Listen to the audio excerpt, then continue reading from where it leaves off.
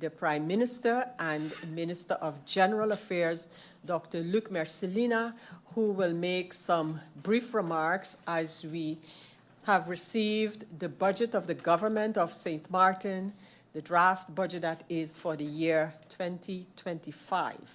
Prime Minister Mercelina, you have the floor.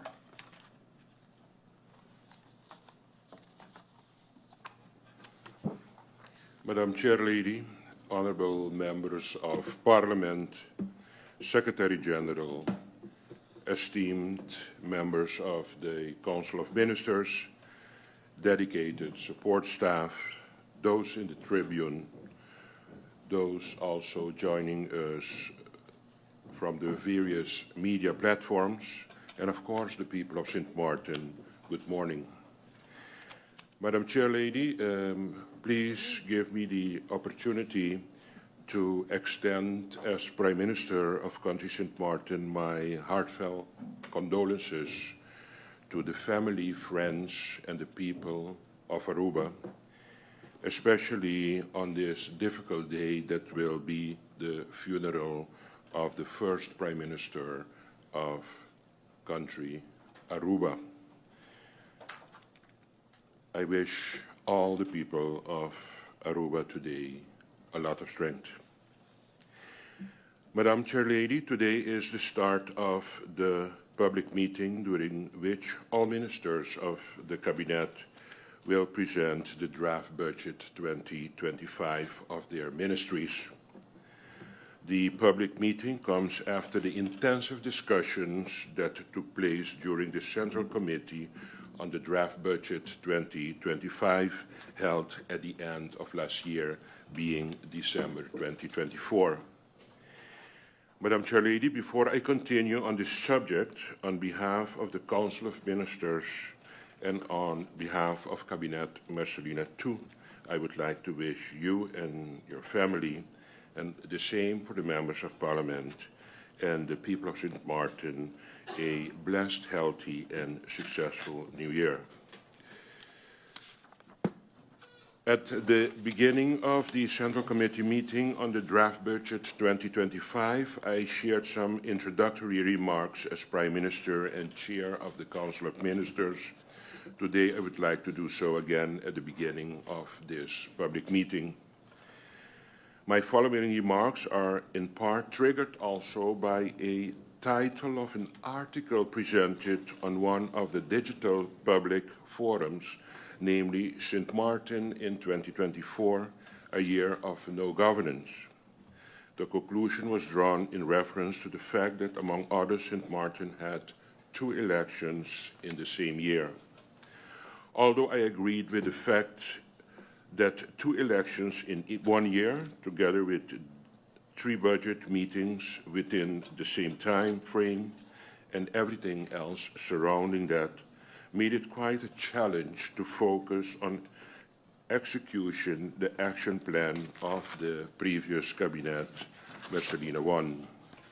However, I consider it incorrect to accept that no governing took place during 2024. Governing is not only executing a governing program, but it is also the execution and the handling of daily operations of government and any situation that presents itself in the interest of the people of St. Maarten. We were able to do this while also materializing several important projects. In my first speech as Prime Minister of Mercelina Cabinet II, I referred to the project that materialized in 2024, and I would like to repeat some of these. For example, in 2024, the government had to ensure that our people had a reliable supply of energy. This crisis situation was met on with a determination to find the best solution to remedy the situation. We can all agree that we have made tangible progress in the stabilization of the energy production during the past year. And this will continue. An important part of that progress has to be the implementation of a vision for alternative and renewable sources of energy into our electrical grid. By letter dated January 8 of this year, I provided an update to Parliament on the financial and technical assistance received from the Netherlands to facilitate the purchasing of new generators and to strengthen the operation of NVGB. This significant outcome is the result of meeting and discussions with the Council of Ministers, the Netherlands, and other stakeholders during the year 2024. The action plan is being finalized, and this government will keep Parliament updated. As a government, we also recognize the importance of affordability in regard to energy billing, and along with the motion passed in Parliament on the relief for the people of St Maarten, we began to investigate ways in which we may be able to mitigate the rising costs of energy bills, and especially looking into the contribution of the fuel clause. To facilitate this, BTP has been mandated to engage with all the relevant stakeholders and report its findings back to the government.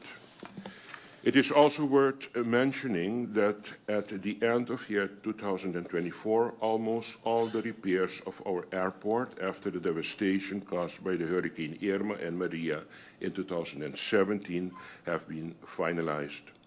Government, in its capacity as shareholder representative, had several meetings with management and the supervisory board of directors of the Princess Juliana International Airport on this subject, with the intention to support the finalization of the necessary works as soon as possible. Our government was determined to see its reopening before the end of 2024, and I'm grateful for all the hard work by the management and the staff and contractors that went into making the reopening of the airport a successful reality. I think we all can be proud of this result. Furthermore, with the approval of the amended budget 2024, we made progress in the steps to reach to a much-needed new mental health facility as we work towards a comprehensive mental health care system in St Maarten. As government, it is our obligation to ensure that good care is available and affordable to every resident of St Maarten. The acceleration of construction of the St Maarten Medical Center in 2024, together with investment in care providers, will result in better quality of care for the people of this island. It is important for this government to further professionalize the healthcare system, and that a system is introduced where healthcare costs can be covered by premiums, but at the same time that the financing of healthcare is not at the expense of economic growth. During the last part of 2024, government also signed agreement for the second phase of the reconstruction of the prison in Point Blanche with the United Nations Office for Project Services, the well-known UNOPS, which will start in February of 2025. This project focuses on the construction of a facility that will not only meet the highest standards in construction and human treatment, but also where those who are carrying out a sentence can make meaningful strides toward rehabilitation and reintegration as productive members of a society. In September of last year, 2024, the contract for the renovation of also the Joycelyn Arnel Festival Village was also signed, making way for these important as necessary work that are now going on for the country. I also mentioned the approval to start the reconstruction of the Sister Marie-Laurence School and the Charles Leobelt School and the St Maarten Library during this year. Furthermore, after many discussions and meetings at the end of last year, with among others the NRPB, functional repairs will be completed this year for 13 sport facilities throughout our island, as well as 12 school gyms.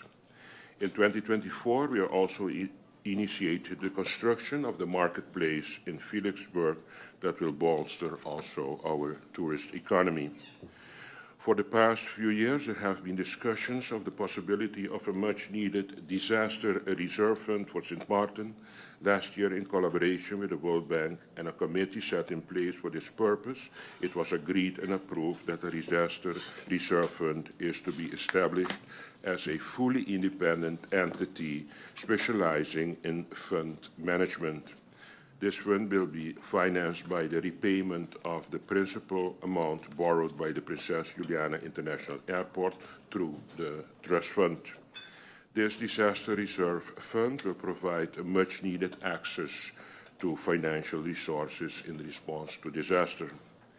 Madam Chair, it is not only important to rebuild, but to rebuild better and stronger than we have in the past, and investing and elevating our people is critical to this.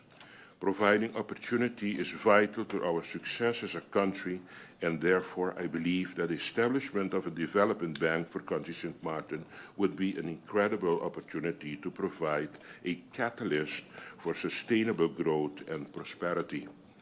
Discussions on this subject began already in 2024, and I want to inform Parliament that the government is working on a legislative agenda for this year.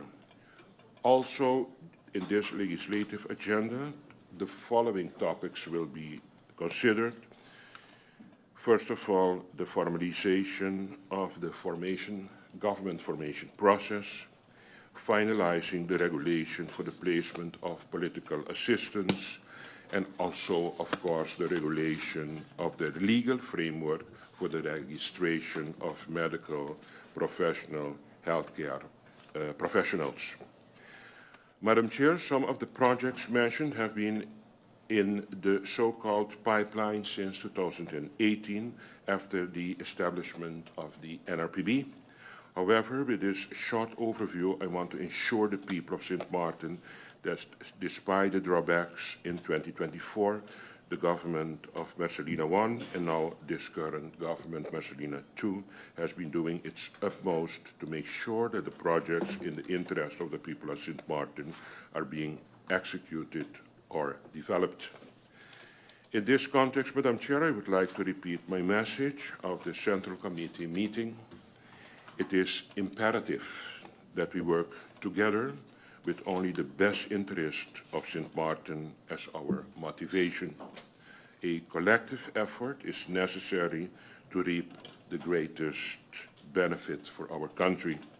Together, we can work towards increasing our prosperity and our collective being as a people. Madam Chair, I would like to thank you for this opportunity that you gave me, and I'm looking forward to give the presentation for my Ministry of General Affairs. Thank you very much. Thank you, Prime Minister and Minister of General Affairs, Dr. Luc Marcelina.